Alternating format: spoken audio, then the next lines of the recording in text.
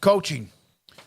Mel Tucker, it's official. Done. At Michigan State, they have specifically and officially fired him, terminated his contract for his admitted and undisputed behaviors, which have brought public disrespect, contempt, and ridicule upon the university and constitute a material breach of his agreement and moral turpitude.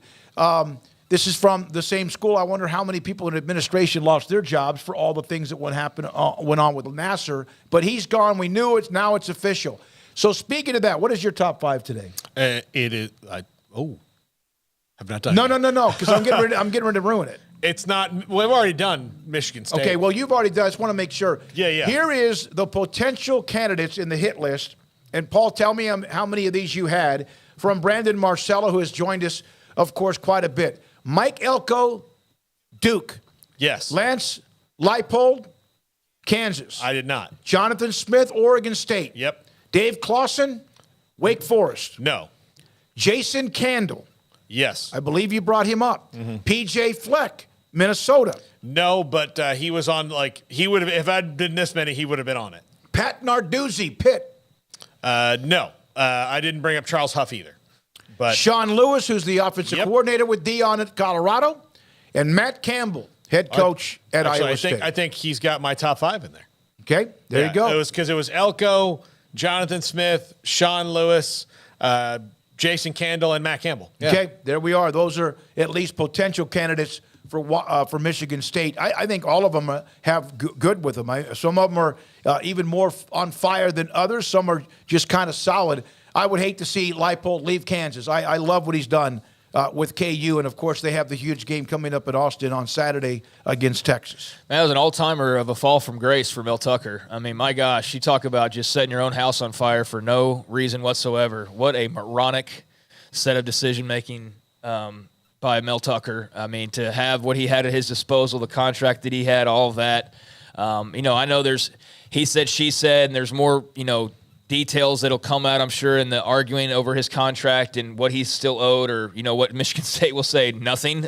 We owe you nothing. There will be fights over that, but just what an all-time blunder of a move. I don't know, what's next for him, but yeah, Michigan State. I mean, I still wonder how much of this was them going, man, we really shouldn't have offered him that contract a couple years ago, and is there a way we can get out of this? I still feel like there's definitely an element to that. But, that'll be a fascinating coaching search. That's a big-time school and in the Big Ten, and we know how all the forces are shaping up moving forward. So I'd imagine there's going to be a lot of interest there. Now, I'd have some questions about their administration at this point of just all that's going on these last few years. I think that'd make me just a little bit hesitant and have to learn a bit more. But I'm sure they'll attract some quality candidates, and again, being in the Big Ten and having shown some success, that will, be appetizing, I think, to somebody. But they got to clean up their house a little bit to make it as appealing as it can be. And this Mel Tucker thing's not – I feel like we're probably going to start hearing the end of him, really.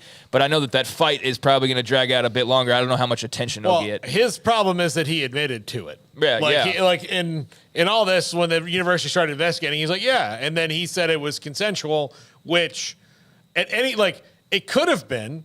The problem is that if something is 99.9999999% consensual, the minute that it becomes not, the very minute it becomes not, then it's not anymore.